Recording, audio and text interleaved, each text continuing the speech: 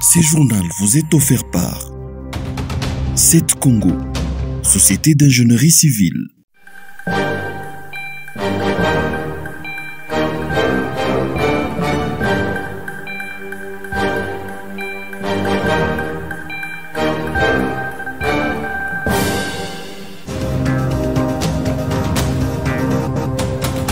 La composition du bureau définitif de l'Assemblée nationale sera connue ce 18 mai. Entre-temps, les candidats aux différents postes ont déposé leur candidature. Vital Kamerhe vise la présidence de la Chambre basse. L'actuel ministre de l'économie affirme qu'il veut faire de la Chambre basse un véritable temple de la démocratie. Le peuple congolais sera correctement représenté dans cette salle et sa voix, ses désidératas, ses cris de détresse seront relayés par les honorables députés.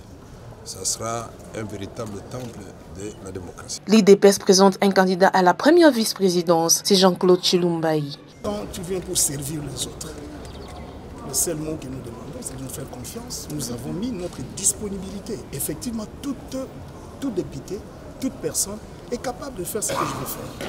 Mais, dommage, il n'y a qu'une seule place.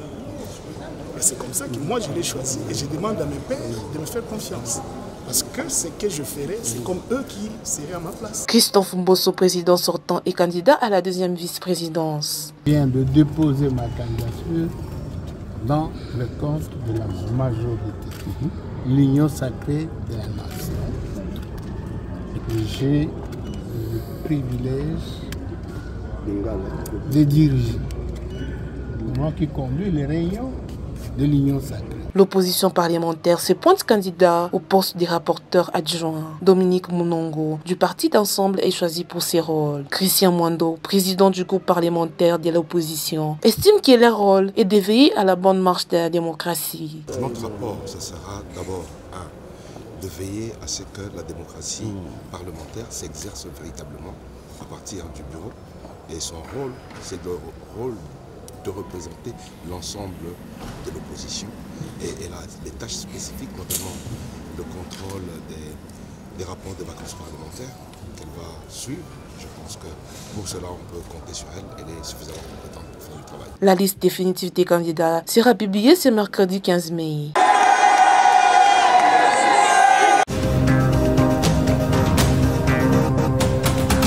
Les déplacés des guerres du camp Zulodé à proximité de Goma ont bénéficié ce lundi des vivres et des non-vivres. C'est un don du Fonds des Nations Unies pour la population, de l'ONU Femmes et de la société civile. C'est Madame Luanda Kamala, conseillère principale du gouverneur militaire du Nord Kivu, qui a procédé à cette remise. Pour elle, ce don est arrivé à point nommé. C'est avec un sentiment de joie que nous la remercions au notre gouverneur de province, le général-major Chilema Mekouba-Peter, parce qu'elle a réalisé ce qu'elle a fait pour nous. Et c'est une joie pour nous parce que la plupart des femmes qui habitent ces camps n'ont pas de vêtements, n'ont pas d'équipe de dignité. Alors ça arrive à point nommé parce que c'est un besoin qui s'est fait ressentir.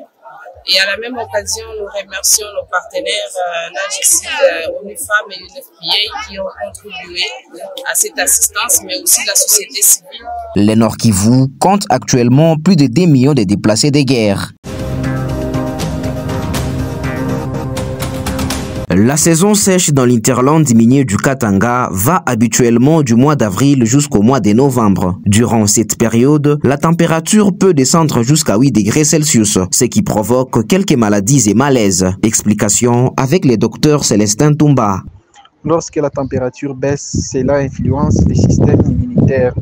La saison sèche vient avec plusieurs maladies liées à l'humidité, telles que la pneumonie, la bronchite, l'asthme, les rhumes, la toux et la conjonctivite liée à la poussière. Le médecin donne quelques recommandations pour se prémunir contre ces maladies, surtout pour les petits enfants qui sont vulnérables. Pour s'adapter au changement des saisons sèches, c'est-à-dire bien se protéger contre les froids, surtout pour les tout petits enfants.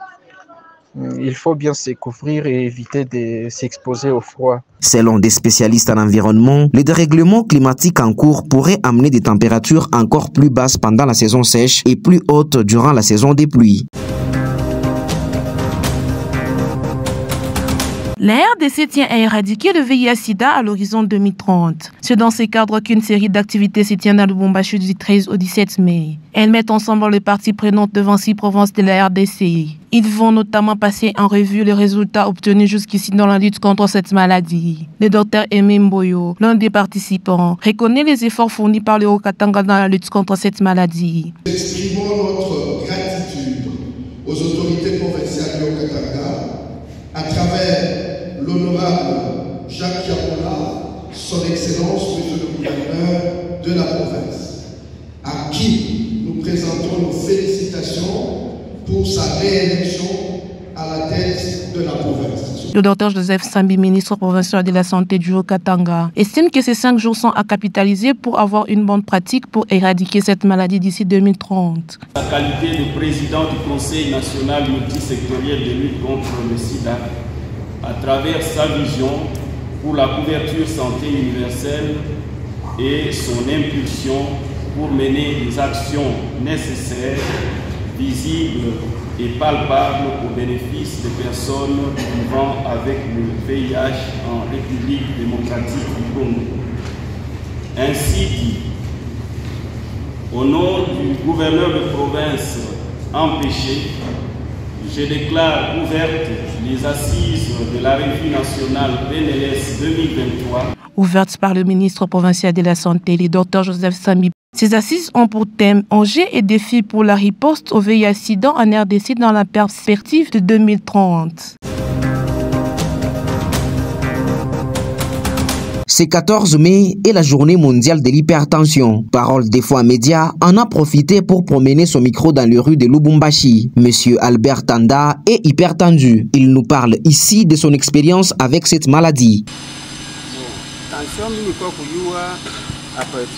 J'ai découvert l'hypertension quand on m'avait diagnostiqué au Grand Labo. Là-bas, on m'avait dit que j'avais une circulation du sang rapide et mon rythme cardiaque était très élevé. Pour me protéger, on m'a interdit la consommation du piment, du café et bien d'autres aliments dangereux pour ma santé.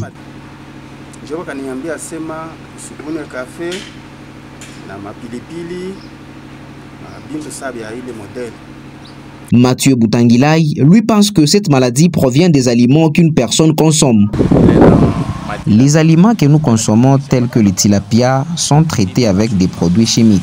Il y a également des légumes qui sont plantés avec des produits chimiques. Tout ça peut occasionner l'hypertension. Kitengelu Bemba, lui, croit savoir que ce sont les pensées multiples qui provoquent l'hypertension. Quelqu'un qui n'a pas de possibilités, qui se met trop à penser comment il va vivre, comment il va manger, cette personne peut développer l'hypertension. L'hypertension affecte beaucoup de personnes, mais reste peu connue.